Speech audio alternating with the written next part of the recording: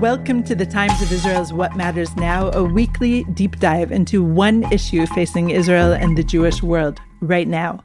I'm your host, Deputy Editor Amanda Borschel-Dan, with our senior analyst, Haviv Rettig Gur. Hi, Haviv. Thanks for joining me. Hey, Amanda. Good to be here. Today, we're going to revisit the topic of universal enlistment and how Israel's ultra-Orthodox are being aided in dodging the draft by the coalition government.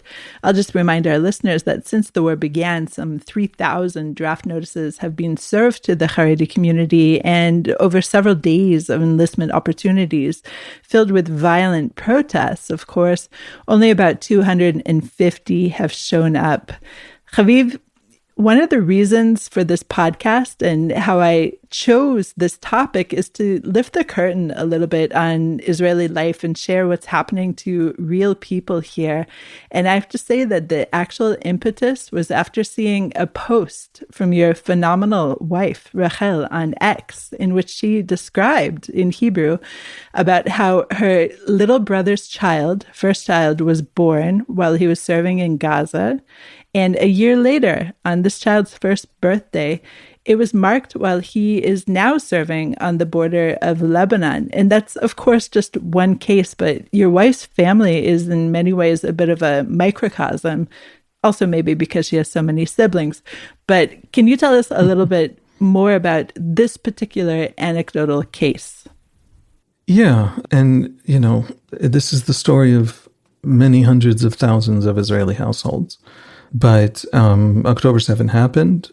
The army very quickly put in a massive call-up. It was understood pretty much immediately that what Hamas had done was much more than the actual event. The actual event was horrific enough, but what Hamas had done was demonstrate the willingness to actually use all of the resources, all of the plans on all the borders by all the proxies, all of Hamas's allies, Sunni and Shia alike, to actually move forward with the actual destruction of Israel through a never-ending kinds of atrocities like October 7. It was what October 7 meant to Israelis as a message that really, I think, cleared a lot of the fog and a lot of the, strategic paradigms that had pervaded and kind of frozen everyone in place for a long time.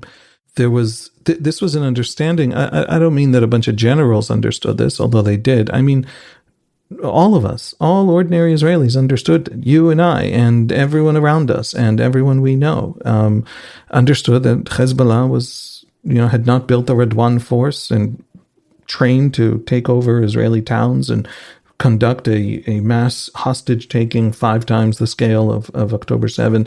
They hadn't trained that not to do it. They had trained it in order to do it. And so the call up, was astonishing. It was 300,000 men, the largest call-up in the history of the IDF.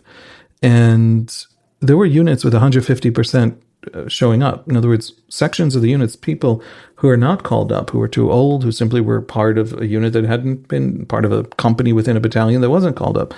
And they showed up anyway and demanded to serve, and many of them actually went in. And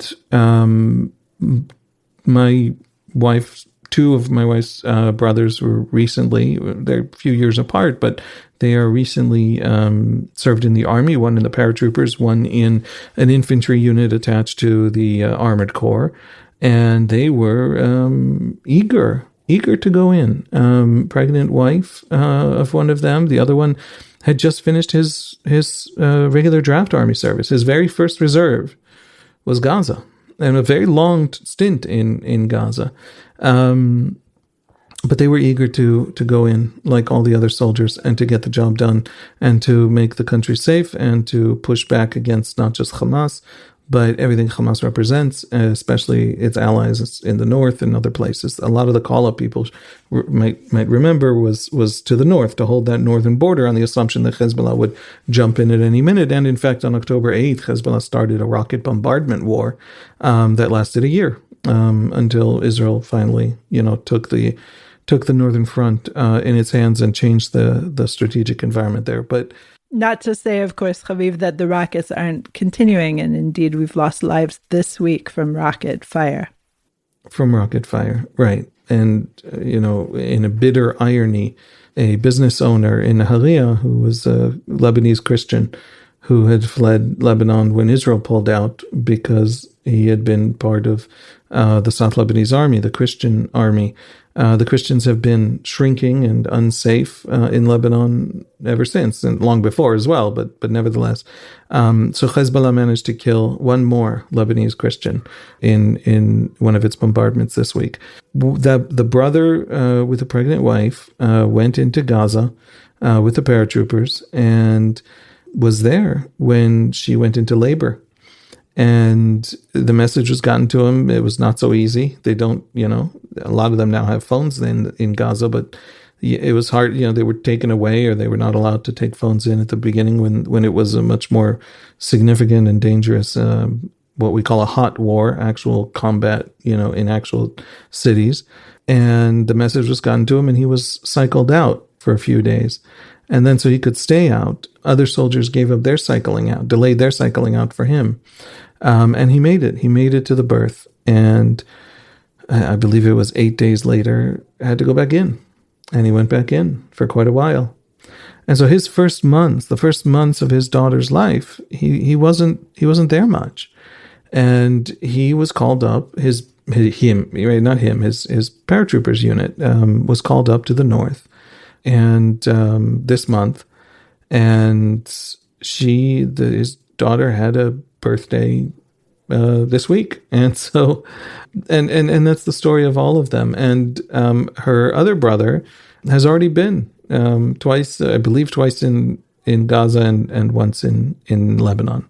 Right. This idea that these people are just continuously going in is, of course, felt in the call-up as well. And we learned this week that there's a significant decline in the rate of reserve soldiers showing up for duty.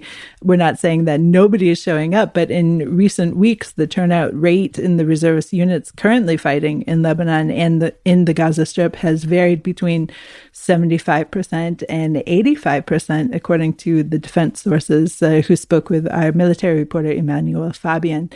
That it is 75% is, to me, astounding, because the burden on these families is just so significant. And after these extended periods of reserve duty, the challenges on the households are just phenomenal. And it shows, according to a poll that we received this week from IDI, the Israel Democracy Institute, about this burden of reserve duty on the working population in Israel, the working population.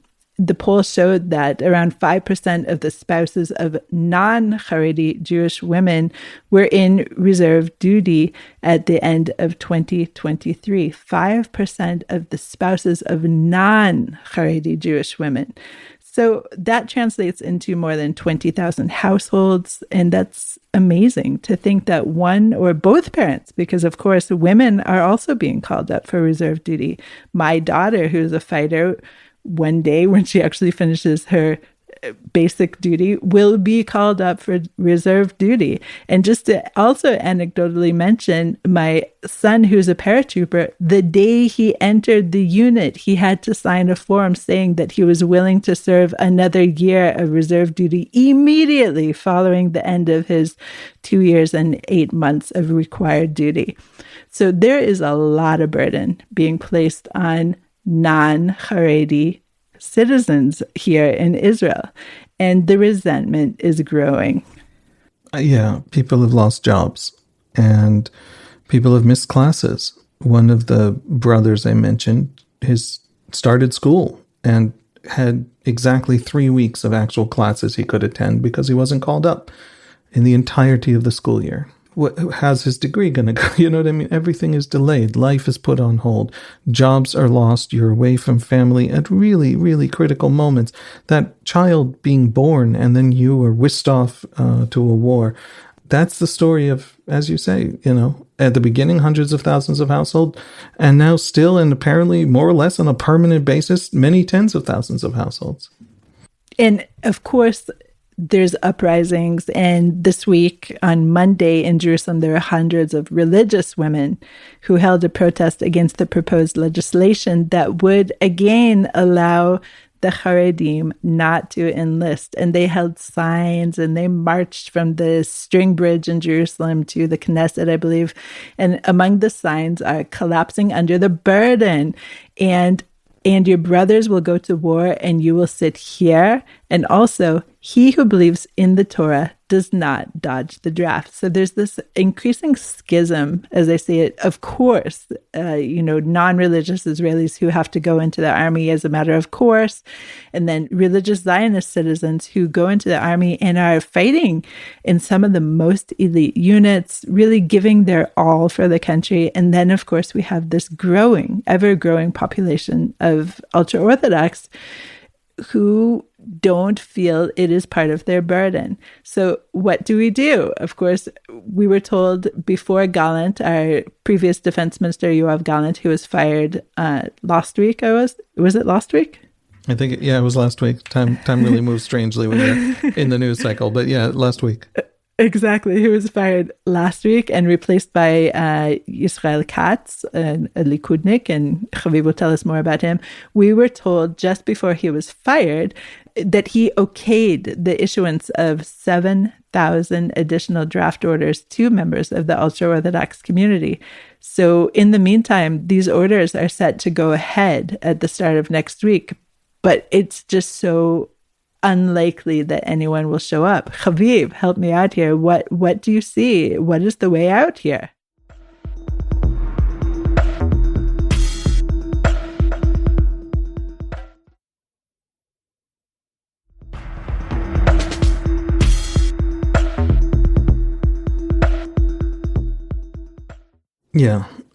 One of the really painful things is that the sense that the burden doesn't fall on everyone. The army needs 10,000 fighting men.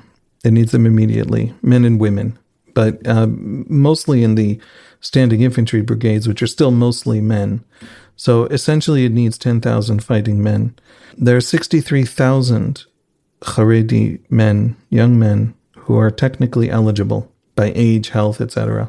And 10,000 of them are actually needed, so that people can get on with their lives, so that the army can protect the country the way it needs to protect the country. The draft of Haredi men exists. 1,800, something like that, go in every year. I learned this from Manny's excellent reporting on this issue.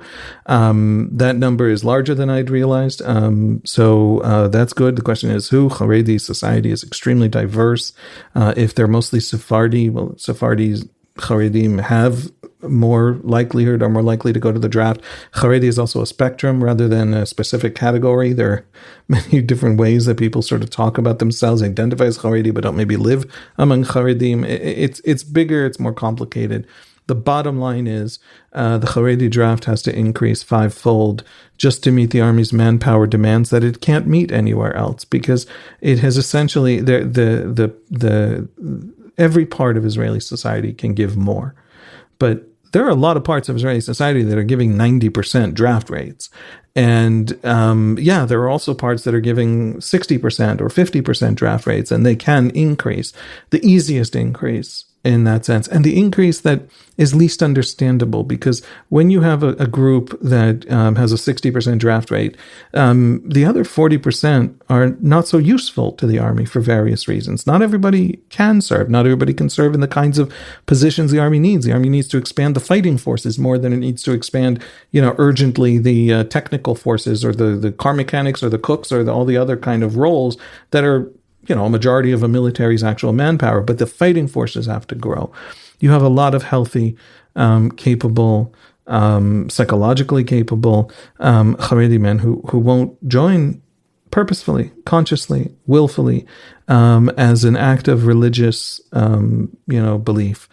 And there used to be a lot of willingness to tolerate that. In other words, the secular left wanted them to join. It was an important thing. It felt unfair. Everybody's giving their time. But people who serve in the army want to serve in the army. It's a source of tremendous amount of social capital and of self-respect. And I'm glad I served. It's one of the most important things that I ever did myself, specifically because I was a bad soldier. I'm kind of a chatty nerd. And to have that experience expand my horizons and my sense of what it is that I'm capable of was one of the healthiest experiences of my life.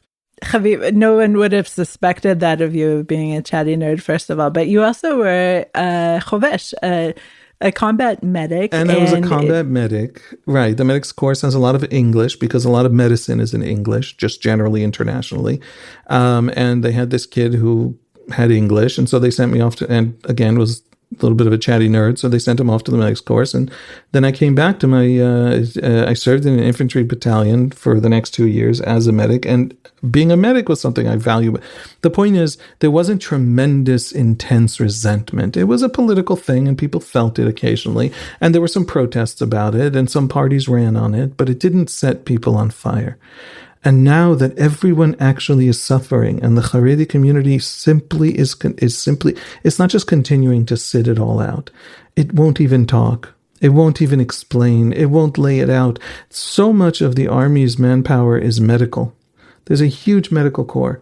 Doctors and medics and emergency services and helicopter pilots that just ferry back and forth and rescue teams. If the largest medical charities in Israel are Haredi, from Yad Sarah to Zaka, how could you possibly argue that you can't build out a military medical service that Haredim can serve in and just live exactly the way they want? In fact, make it a civilian thing attached to the military.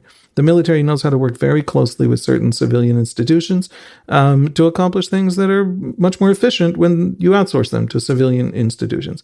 How is it possible that the Haredi community itself hasn't come forward and demanded to build, and built, because it knows how, a massive civilian Haredi run with all of their religious needs taken care of, medical service attached to the army that can shrink the actual military medical corps by half? I mean, a Haredi community that takes the religious arguments seriously and isn't what so many Israelis suspect, which is just, if you allow people to live on someone else's dime and on someone else's sacrifice, and you allow it to go on for long enough, they just get used to it. It's just a habit of living off other people. The Bank of Israel has these reports on households, and one of the things that they do in some of these reports is they divide them up by education system, which is how it's one of the ways of defining there's a Haredi education system. If your kids are in that education system, the Treasury sometimes in some reports defines you as Haredi. The average Israeli Haredi household, when you normalize all the different payments into the national health care and insurance and welfare system, and all of the payments that go out of that system, what they give and what they take, net takes from the system 2,000 shekels a month. And the average Jewish non-Haredi household net gives to the system 2,000 shekels a month. This is a community that, not all of it, again, there are large parts of it, double-digit percentages, especially on the Sephardi side, that work and even serve.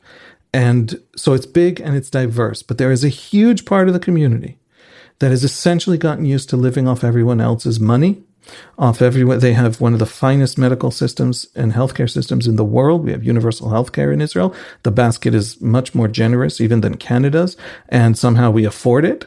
And they receive it. They're recipients of it. And they're recipients of it without contributing their part to it. And so they've gotten used to, in 100 different ways, living off other people. And the question now, as people genuinely suffer and buckle under this burden, and they're coming to the Haredi community with this question of, it's not funny anymore. It's not affordable anymore. It's not a random sort of political tick anymore. It's not bigotry. There's a real fundamental problem in how you have lived in this country and how you continue to demand that you live in this country because someone else pays for it. And now they're paying for it in ways they can't afford. 100 to 200 days of reserves a year. What if this large proxy Iran war flares up 5 more times over the next 10 years before that regime finally falls? Are the Haredim going to sit it all out and everyone else is just going to suffer and not a single business will survive more than 3 years because too many of its workers will go off to a war every 3? Is that something that the Haredi community is willing to see happen while it sits tight and gets people to pay for them to live completely differently from the rest of us? that anger is powerful. And the march that you talked about was a march of hundreds of women, all of them wives of religious Zionist soldiers. It was about being a religious argument against the Haredim. That was what the protest was about, who marched in Jerusalem and said, we've given too much. Our kids have spent a year without their fathers. Some of them have lost their husbands. 60%, roughly, there are people who've been crunching these numbers, of the war dead in Lebanon come from the religious Zionist community. So one religious community has given more than its share, by far more than its share, and one religious community refuses to take part. Yesterday, Mati Wagner wrote in the Times of Israel a wonderful feature from Rachel's tomb outside of Bethlehem, where a group of Haredi men went into the tomb to pray. And they announced that they were praying for two things. And those two things are not contradictory. They're praying for the welfare of the soldiers and the victory in the war. And they're praying that nobody forces them to be drafted. And they think that they're telling Israelis, look, we're doing our part, right? To win a war, you need a lot of people sitting in air-conditioned offices. Intelligence people and all these other kinds of people. Think of us like them. We're handling the intelligence side of the great spiritual struggle of keeping God on our side and activating our matriarch Rachel up in heaven to speak for us. To actual Israeli families buckling under the tremendous costs of this last year, that feels like mockery. And that's, by the way, last point, has split the coalition. It's a constant irritant in the coalition. Bezalel Smotrich's constituency has the highest rates of service and sacrifices. And Likud voters are hugely represented. I don't know if it's exactly over or slightly under, but hugely represented in those fighting forces and in those struggling families.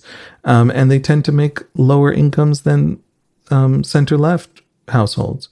And the Haredim were part of that coalition, holding it up and not doing their part. So this is a frustration and an anger and a bitterness that cuts right through the ruling coalition right now.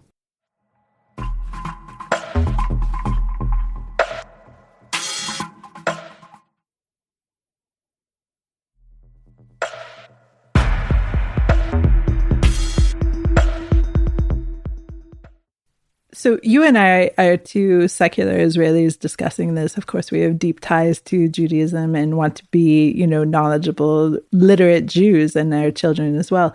But I sent Mati to Kever Rachel as his editor, and I told him that one of the things I really want you to bring forward is the motivations behind these people, because, of course, they're not, rubbing their hands and laughing gleefully, ha ha ha, we're pulling another fast one on the Israeli citizenry. No, they truly believe that they are doing God's work in their learning and things of that nature. I mean, at least part of them, maybe not everyone. And it's very important, I think, for our listeners to understand some of the inner dialogue of this community. And I have him working on another piece that hopefully will be published this week about this type of impulse that makes up, 20% of the Israeli population now? What are Haredim at this point? Something like that, 13, right? 13% according to official numbers. It's probably smaller than that because that includes Shas traditionalist Haredim who are much less Haredi than, let's say, Hasidim or anything. But yeah, 13. Okay, 13 today. Let's talk again in 10 years and it'll be 30?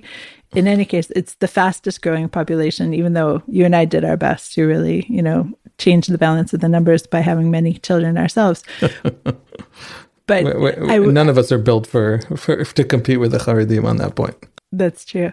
And I do have to say, anecdotally, last week I was at one of my son's Masa Kumta, where they received their beret after a long march. And there were several Haredi families there because one of the paratroopers units is a Haredi unit. Once a year, a Haredi unit also goes through this whole induction and gets their red beret.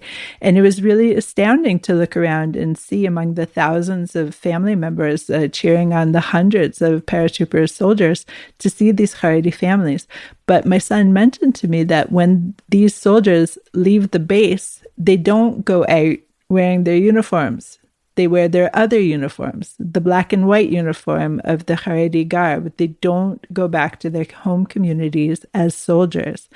And I think once that mentality shifts, then everything will shift, because there has to be, as you said, the pride of serving in the army, which you had, which I see with my children, and all the 300,000 reservists who really made themselves available following October 7th, this pride of serving your nation. And I just wonder, when is that going to click into this community?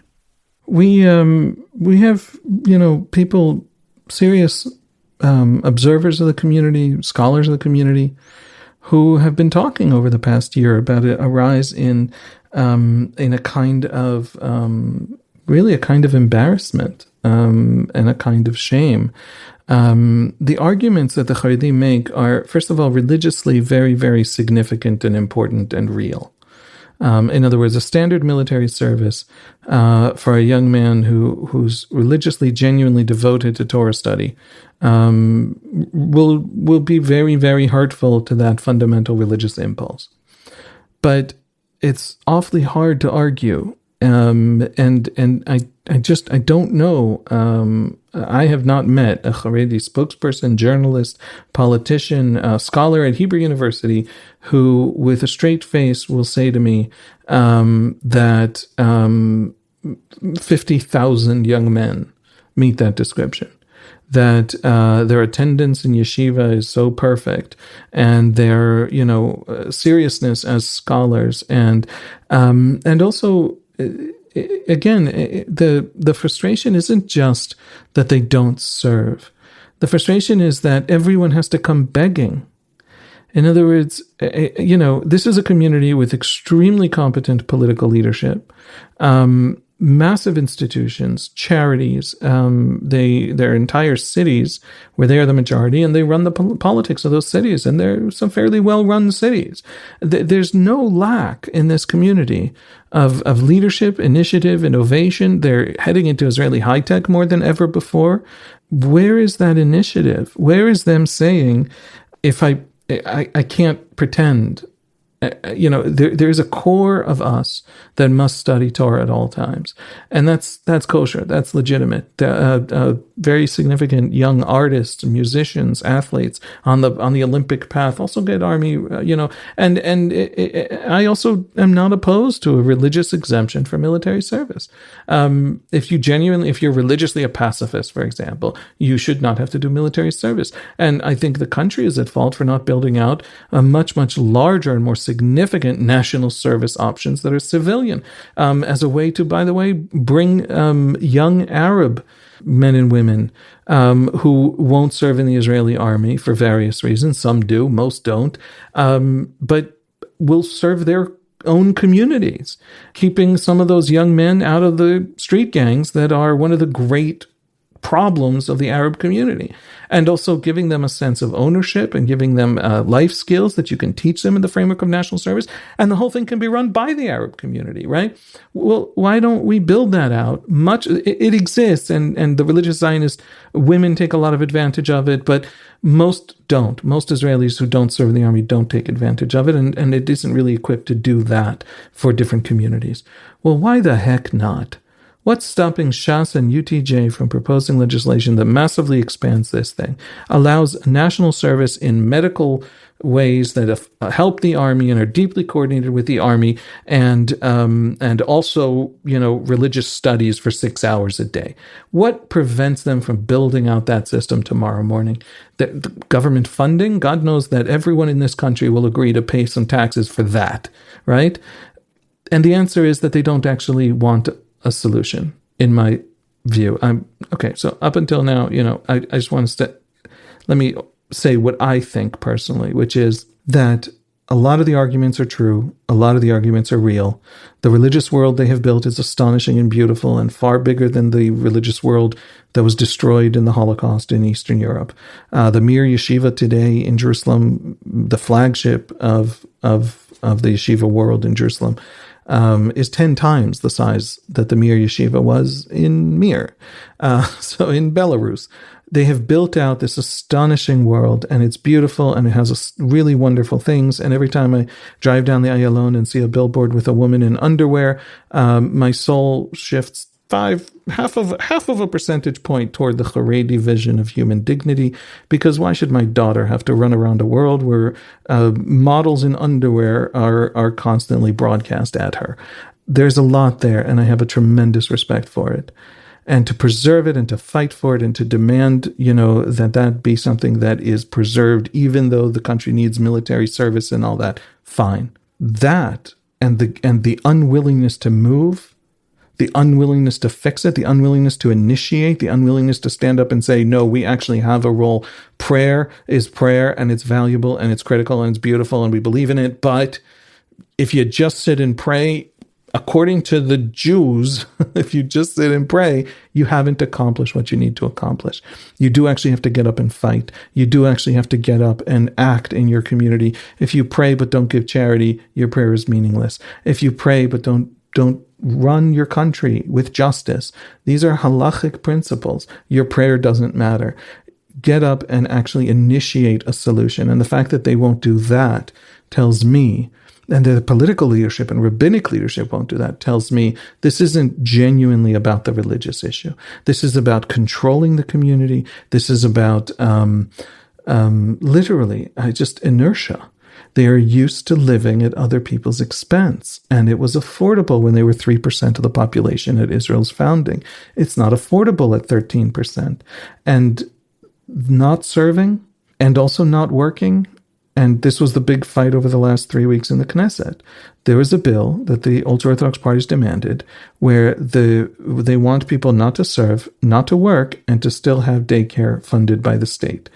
Well, I don't get to not work and still have my kid in the better daycare in my neighborhood. Why do they get to not work and still have, right? So, no, I really think that this is beneath all the religious arguments are real. The religious fears are real and drive a kind of circling of the wagons. But you can't get away from the fact that they're not trying to solve the problem because they've gotten used to other people sacrificing for them and paying for them. And that is unhealthy. And that is a desecration of God's name, which means in Judaism, making Judaism or making halacha or the Torah look bad by acting badly is considered this terrible, terrible sin of desecrating God's name. And it doesn't have to be that way. Absolutely nothing prevents the Haredi community from standing up, being a little bit creative, and solving this problem massively, and sending my brothers-in-law home for a lot longer than they've been home over the past year, because other people they have been willing to risk their lives to protect understand it, are grateful, and are willing to do their part. My kids are going to go into that army. They're a little bit younger than yours. I have a few years before they're in that army. The least they can give me, my brothers and sisters in the Haredi community, is to have me know that they're in it with me. Not praying instead of doing, but also doing. And so in the end, I fall on the side of this is a dysfunction in that community that they have to fix and that they can't run away from to the very legitimate religious concerns because they're not trying to solve or seriously take care of the religious concerns. They're circling the wagons and trying to avoid a solution. Haviv, a lot of food for thought. And listeners, if you have any thoughts on this, please drop us an email to podcast@timesofisrael.com. I read every single one, and I'll pass on some of them to Haviv. The ones without obscenities, of course. Haviv, thank you so much for joining me today. Thank you, Amanda. Thanks for listening to the Times of Israel's What Matters Now. Please check out another installment next week. This episode was produced by the Podwaves. Again, please drop us a line if you have any comments or questions to podcast@timesofisrael.com. Until next week, shalom.